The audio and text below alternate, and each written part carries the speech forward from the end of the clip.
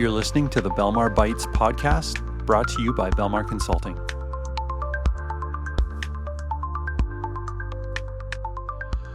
Hey, Matt, here we are, episode 8 of Belmar Bites. We're just laying down tracks and having interesting conversations. So excited to be doing this one.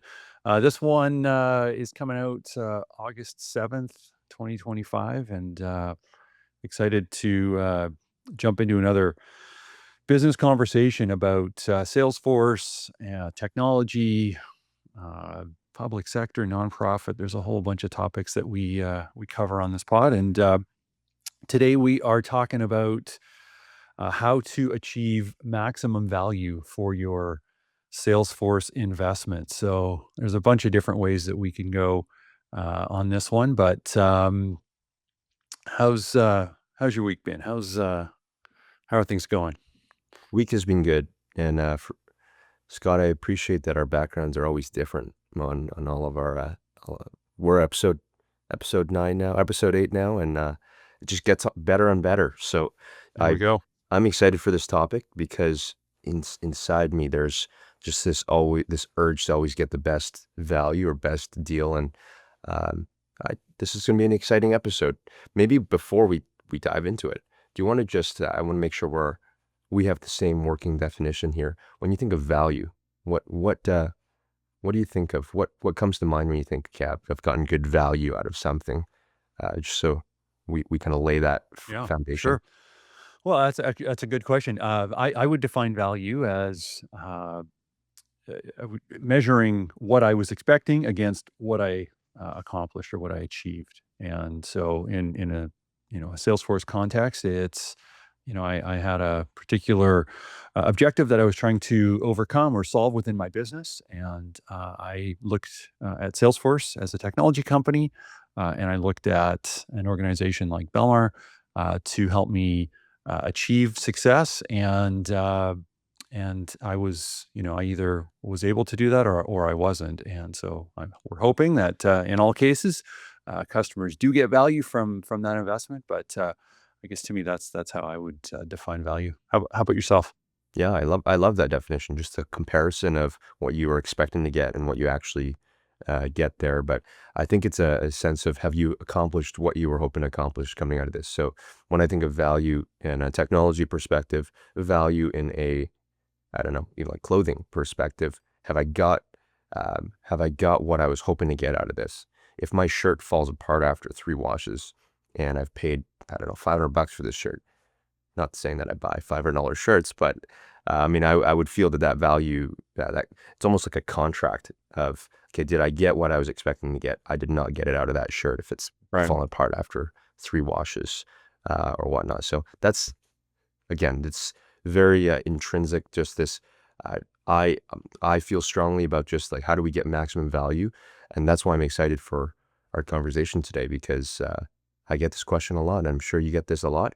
How do you, what can you do to prep, or how can you maximize? Let's say you've made the decision as an organization to roll out this technology implementation that is working for you and solving the needs. But how do you get more? How do you get 10% more? How do you get 20% more? Then that really excites me. So maybe we jump off that point there, Scott, and maybe talk about everybody's favorite topic, procurement cycles, and what to think about when, right at the forefront of this, when you're purchasing Salesforce, when you're buying Salesforce. What are some things to consider with value in mind? Yeah, great starting point. So I'll put myself in the shoes of an organization that's trying to make that decision. What are things that they should be thinking about? Well, they're exploring a new solution because we'll say their current technology or their current processes are inhibiting them, and so the starting point to me really is identifying what is it you're trying to solve. So, like, what is the problem that you're trying to solve? Because if you go back to the question that you asked, Matt, around value, like if you can't define clearly and then quantify the value you achieved, you may achieve it, you may not, but you can't really measure um, if you don't have a really clear, quantifiable measurement as to what are we expecting. So, define what are you trying to solve. Like that's the first thing.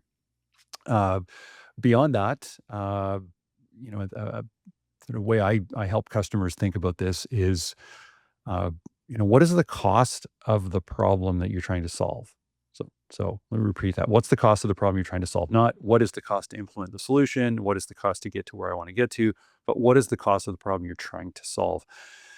And if that is a $50,000 problem, if that's a $500,000 problem, if it's a $5 million problem, then the measure you use to go and solve that has got to be somewhat aligned to sort of the cost of the problem you're trying to solve. So I'll use an example. We have customers that are evaluating Salesforce for the first time, and we're in a conversation with them. And one of the things that we do as a consultant, as a partner, is we ask a lot of questions, and we're trying to understand what is their current state, what are they doing today that would need to map over to Salesforce in the future. What are the nice to haves? What are the things that maybe they're not doing or unable to do today that they would like to be able to do? And then let's like way out there. What are the like if you could wave a magic wand and there was unlimited budget and unlimited time, what would you like to be able to do? And when we get into those conversations, a lot of ideas pop up, and customers get excited, and but then we need to kind of go back to this value to define. Okay, how big is the problem you're trying to solve? What is the cost of the problem that you're trying to solve? And this helps them establish, in many cases, budget, or it sort of brings reality into focus in terms of what they can go and accomplish with a Salesforce investment. Uh, so those are, I guess, a couple of things that I would encourage people to think about. Is what are you trying to solve? What's the cost of the problem you're trying to solve? And then from there, there's other steps that you can take. And love to get your thoughts, Matt. If somebody's sort of identified, okay, I now know what my problem is. I know sort of what that cost is. What are some steps they can take to move forward? Yeah, I love this. You'd ask the question, what's the cost of the problem? I love that as a framework because trying to solve a $5,000 problem with a $5 million solution, I mean, your value contract is going to be broken by the end of this. So I think that's such a critical question that you've asked, and I've heard you ask it many times, Scott. And oftentimes, yeah, you said it brings in reality. I think absolutely reality bubbles up to the top of what do we want and what's realistic as well. And sometimes the wants and the reality can be mirrored up and matched up. But many times there could be other constraints like budget, timing. The reality is implementations. And when you're moving, it takes time. It's not a turn it on and it's all ready to go. It's time investment, both from a collaboration standpoint, from a training perspective, from a providing feedback perspective. So I guess when you're thinking about when you're about to move, you've built out the plan, you've talked about all of these different elements. One piece that I'll just riff off of here is, let's say you as an organization have established we need to move. The solution is Salesforce. Either you're not on Salesforce or you're on something you're upgrading. Let's say that you've already established that, and that question's already been answered. But something that I think would be useful to throw in a couple points here is, what if your leadership team or your organizational team doesn't quite see eye to eye with the board? And in a nonprofit scenario, that can sometimes be the case, in which the board maybe doesn't want to spend X amount of dollars, or they've got other priorities. How do you bolster your use case? How do you bolster your business case for this, and why should we move? Because that's oftentimes many of the checkpoints as well. I think a couple things very similar to what we've shared in past episodes is you need to first understand what's in it for your organization and what's in it for the board. Is there and being able to solve that in their language of, is there increased ability to report on impact? Is there ability to increase something by some percentage point. If it's donations, that will this help us future proof? Being able to frame that in the lens of those who are helping to lead the organization and maybe have a different viewpoint of this is what 5 years, 10 years from now looks like versus this is the pains that you have today. Being able to share it in their language, I think, is very, very key. And I think Salesforce does a fabulous job at sharing industry reports. They've got all of the kind of public accreditations for this is the data. It's not just this is a new, shiny new tool. There is impact metrics. Um, they're able to increase adoption. They're able to increase donations. They're able to increase the amount of monthly donors. There's just so much data that, a partner like us can help you sift through some of that data to help make that decision and bolster that business case, if you will. But I think those three parts would be pretty key to bolstering the board business case. And I wanted to throw that in there because that sometimes can be a hurdle, but it doesn't have to be a hurdle. It can oftentimes be in conjunction and partnership, the leadership team and the board working really closely together to ultimately turn and transform an organization. Yeah, and what you've just shared, I think that applies to organizations that are looking to make that first step into Salesforce. Yeah. But I think it also applies, and we've spoken about this on previous podcasts. Is I'm on an older Salesforce product. They've come out with newer ones. I'm trying to determine sort of the value of moving from old to new. I think it's the same framework. It's defining sort of what are you trying to solve? What's the pain that you've got today that you can't overcome, or maybe you can, but the investment to do it is sort of equal to what it might cost to move in the direction of a new product. So yeah, there's a lot of considerations there. I think it's probably worth noting here. These are things that we do every day, all day, with our customers. I guess I'll sort of just to introduce a little bit about what we do as an organization. We provide technical expertise, knowledge.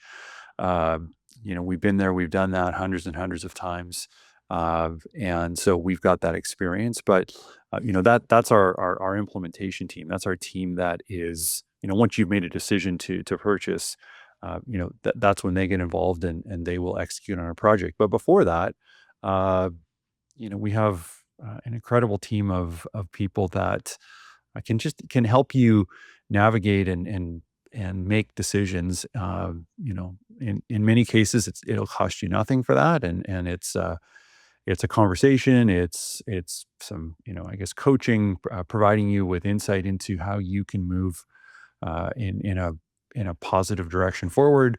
And then there's other advisory services that our team can provide, where we would actually get involved and establish a technology roadmap, or helping to prepare executive briefings that can be shared with the leadership team and or the board, helping organizations through budgeting.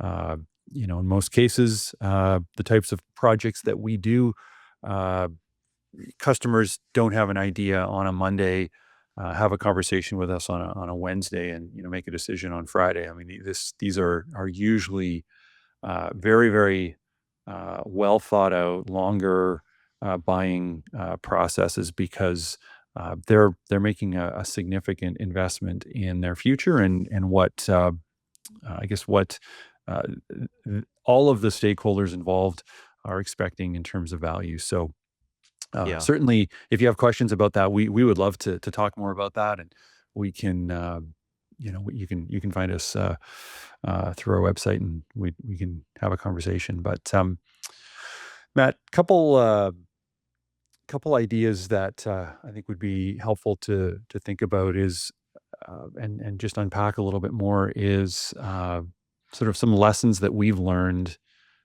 from co-selling, I guess I'll call it, with Salesforce for the last 15 years.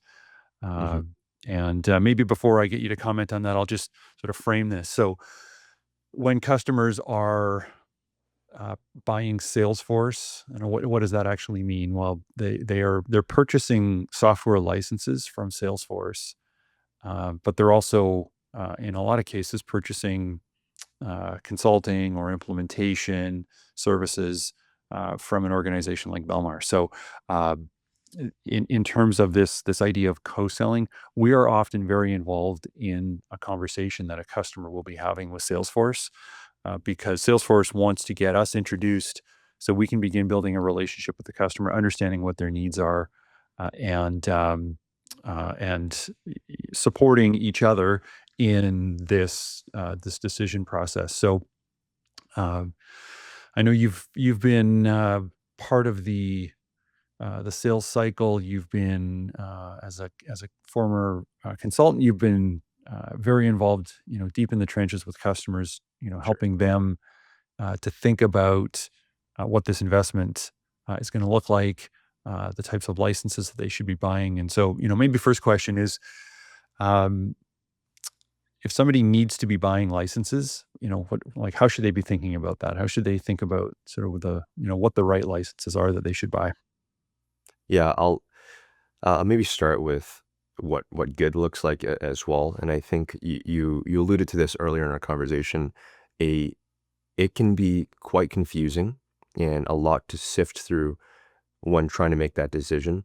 And the reality is, a good partner should help you and run alongside you to helping you choose the right licenses, work with Salesforce, maximize value, all of these different pieces. A good partner should be running alongside you, sharing with you when should you be urgent, when should you not be urgent, when should you be considering this.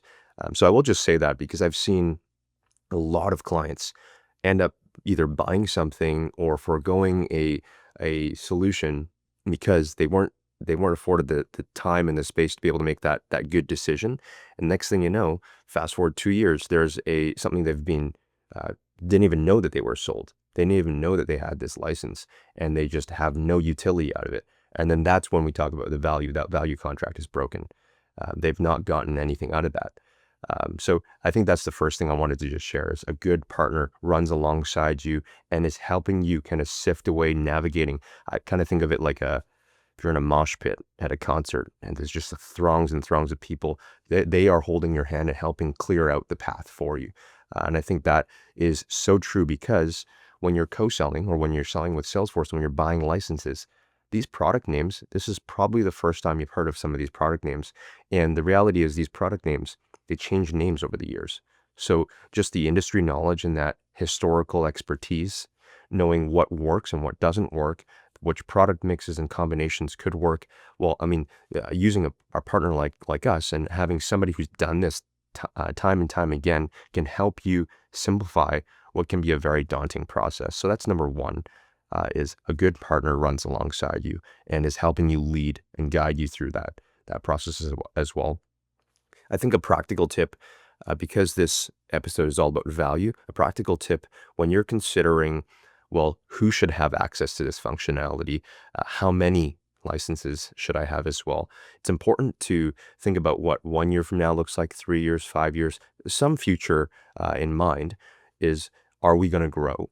Are we going to be able to accommodate that? Because when you are buying, and especially buying in bulk, you're oftentimes able to maximize value either through some type of bulk discount or whatnot. And oftentimes there's a little bit more kind of leeway when you have kind of that future framing in mind as well.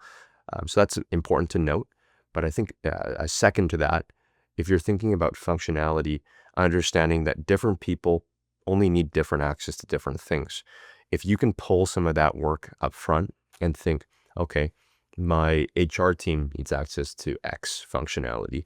My service team needs this functionality. My development team and my donation management team needs access to this functionality. It helps you start to frame what types of things and licenses may I be needing, and it's sharing that information with again, a partner or sit with Salesforce to help guide you through that process is very key because oftentimes it's a series of conversations. And if you don't share that, sometimes you may not get exactly what you're looking for. So I think that's a very practical piece of advice is understanding who does what, who should need access to what to help you map out what that kind of breakdown looks like. Yeah. Yeah. Yeah. A couple things just to add is, I think you said it well. Customers who are looking at Salesforce, they're hearing about a product name. That name, may have changed, maybe likely changed over the years as Salesforce have adapted or enhanced that product. Just a product name is it's kind of tough to really understand exactly what you're getting within that type of license, and so. I do want to just offer up that working with Salesforce through this process. They know their products the best, and their account executives and their sales engineers and their sales leadership are very very committed to customer success. I mean, that is their foundation, is customer success, and so they are there to help support those conversations.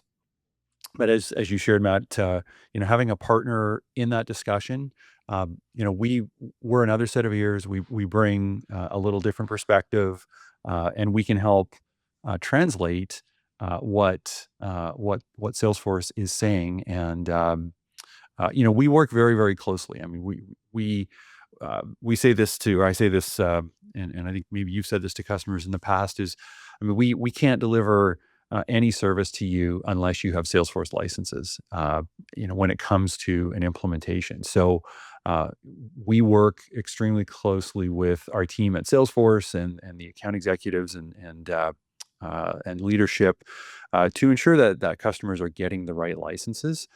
But there are cases where a customer ends up with a set of licenses that maybe they're no longer the right fit, due to changes in the organization, or in some cases we've seen a decision was made in the past about purchasing licenses, and the individual within that organization that made that decision is no longer there, and so a customer is left with licenses that they're not totally clear on Yeah.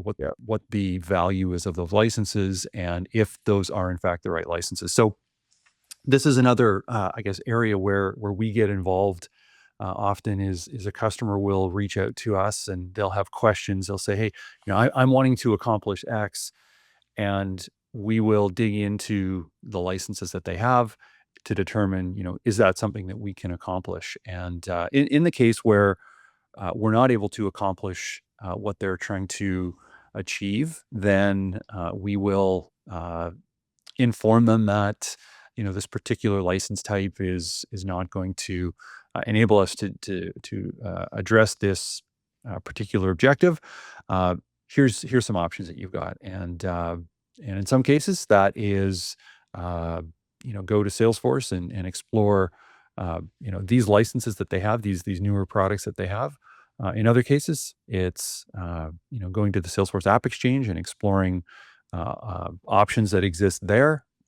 And I guess for context, the App Exchange is sort of like an app marketplace where you can buy, in some cases, get for free tools that will plug in and augment what Salesforce does out of box. And so we'll provide customers with recommendations. So if you find yourself in that scenario where you are trying to figure out, do I have the right licenses to address the pain point that I have?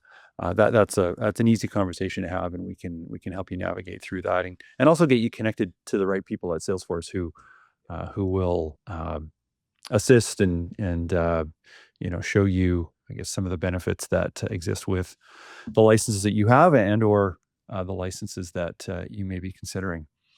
Yeah. Um, did you want to add anything to that? Yeah, last 2 cents into your Scott. That I think we've talked about the Salesforce perspective. What happens if you have Salesforce?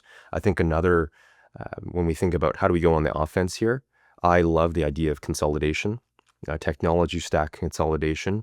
Something that can be very helpful is socializing this with your partner, socializing this with Salesforce on maybe you're solving a specific problem with some other piece of technology that is just floating in the ether right now. It's a Yeah. rogue piece of technology that's solving this. Bring that up, share that with your partner, share that with Salesforce so that they can share with you, do we have something that can solve that? because once you get everything centralized on one platform, efficiency is gained. You're able to consolidate where you're receiving your invoices from, and there's a lot of cost efficiency as well when you're able to do that. But being able to identify what are these different pieces, I love the idea of tech consolidation and also just this simplification of one kind of centralized data hub that everything can kind of plug into versus having something over here and having a swivel chair over at another technology solution. So share that. That's my advice. If you have something that you don't know if it fits in or don't know if it can be solved, bring that up because you never know that may be solved. And unless that's shared, you're not able to at least evaluate, can we drive some cost efficiency and increase value? Because that's what this all is about. How do we maximize value here? So that was my last kind of parting thoughts with that one, Scott. Awesome. Awesome. Well, listen, with that, I guess the pearl of wisdom that I heard is share as much information as possible with Salesforce, with the partner that you're working with, because the more context they have, the more they can help you shape what the future is going to look like in terms of your technology roadmap and the investment and value you're going to get from Salesforce. So, with that, Matt, I think we'll wrap. Thanks for doing this, Yeah. and looking forward to doing this again soon.